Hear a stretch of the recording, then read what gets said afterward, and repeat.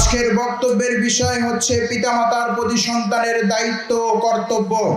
প্রিয় সুধী, আল্লাহ সুবহানাহু ওয়া তাআলা পবিত্র কোরআনুল কারীমের মধ্যে বলেন, ওয়াকাদা রাব্বুকা আল্লা তা'বুদু ইল্লা ইয়াহু ওয়া বিল ওয়ালিদাইনি ইহসানা।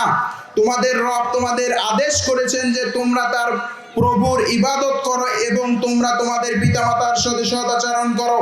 প্রিয় সুধী, আল্লাহ রাসূল সাল্লাল্লাহু আলাইহি ওয়াসাল্লামকে ইবনে মাসউদ রাদিয়াল্লাহু আনহু জিজ্ঞাসা করলেন, আইয়ুল আমালি আহাব্বু লিল্লাহি আযজা ওয়া জাল, হে আল্লাহর নবী, আল্লাহর কাছে সবচাইতে কোন আমলটি প্রিয়? আল্লাহ রাসূল সাল্লাল্লাহু আলাইহি ওয়াসাল্লাম উত্তরে বললেন, as-সালাতু আলা ওয়াক্তিহা, সঠিক সময়ে সালাত আদায় করা। প্রিয় সুধী, তারপরে বললেন সুম্মা আইয়ুন, তারপরে আল্লাহর নিকট সবচাইতে প্রিয় আমল কোনটি?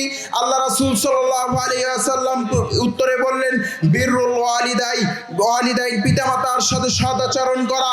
প্রিয় সুধী, এখানে উক্ত কোরআন ও হাদিসের মধ্যে আমরা বুঝতে পারলাম আল্লাহ সুবহানাহু ওয়া তাআলা সর্বপ্রথম তার ইবাদতের কথা আদেশ করেছেন এবং তার পরেই পিতামাতার সাথে সদাচরণের আদেশ জারি করেছেন।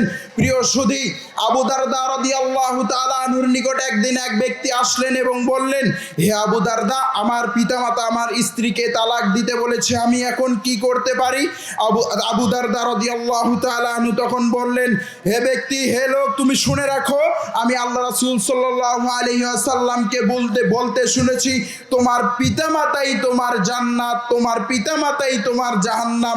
প্রিয় সুধী, অর্থাৎ যদি তুমি তোমার পিতামাতার আদেশ মেনে চলো, তাদের কথা মতো চলো, তাহলে তোমাদের জন্য জান্নাত।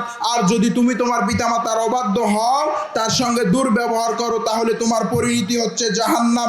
প্রিয় সুধী, আল্লাহ রাসূল সাল্লাল্লাহু আলাইহি ওয়াসাল্লাম বলেন, সালাসাতুন লা ইয়াদখুলুল জান্নাহ, তিন শ্রেণীর লোক জান্নাতের মধ্যে প্রবেশ করবে না। তার মধ্যে এক শ্রেণীর লোক হচ্ছে আকুল ওয়ালিদাই, পিতামাতার অবাধ্য সন্তান। প্রিয় সুধী, আসুন এখন জেনে নেই একজন সন্তানের তার পিতামাতার প্রতি দায়িত্ব ও কর্তব্যগুলো কি কি। এক নাম্বার দায়িত্ব হচ্ছে তাদের পিতামাতার সাথে সদাচরণ করতে হবে, ইহসান করতে হবে, ভালো ব্যবহার করতে হবে। দ্বিতীয় নাম্বার হচ্ছে সন্তানের ব্যবহারে পিতামাতা যেন কষ্ট না পায়, সন্তান যেন রাগ হয়ে গেলেও তার পিতামাতার সাথে ভালো ব্যবহার করে। এ ব্যাপারে আল্লাহ তাআলা বলেন, ওয়ালা তাকুল্লাহুমা উফুন, তোমাদের কথায় যেন তোমার পিতামাতা যেন উফ শব্দটাও ব্যবহার না করে। প্রিয় সুধী, ইবনে আব্বাস রাদিয়াল্লাহু তাআলা আনহু বলেন, উফ এই শব্দের চাইতেও নিম্ন কষ্টবর্তী যদি কোনো শব্দ থেকে থাকে, তাহলে এই শব্দটিও পিতামাতার জন্য, সন্তানের ব্যবহারে পিতামাতা বলতে যে পিতামাতা যেন না বলে। প্রিয় সুধী, তৃতীয় নাম্বার হচ্ছে পিতামাতা যখন বৃদ্ধ হবে তখন তাদের দেখাশোনা করতে হবে। আবু হুরায়রা রাদিয়াল্লাহু তাআলা আনহু বলেন, রাসূল সাল্লাল্লাহু আলাইহি ওয়াসাল্লাম বলেছেন, তার নাক ধুলোয় দূষিত হোক, তার নাক ধুলোয় দূষিত হোক, তার নাক ধুলোয় দূষিত হোক, যে তার বৃদ্ধ পিতামাতাকে পেল এবং জান্নাতকে কুড়াই করে নিতে পারলো না, তার নাক ধুলোয় দূষিত হোক।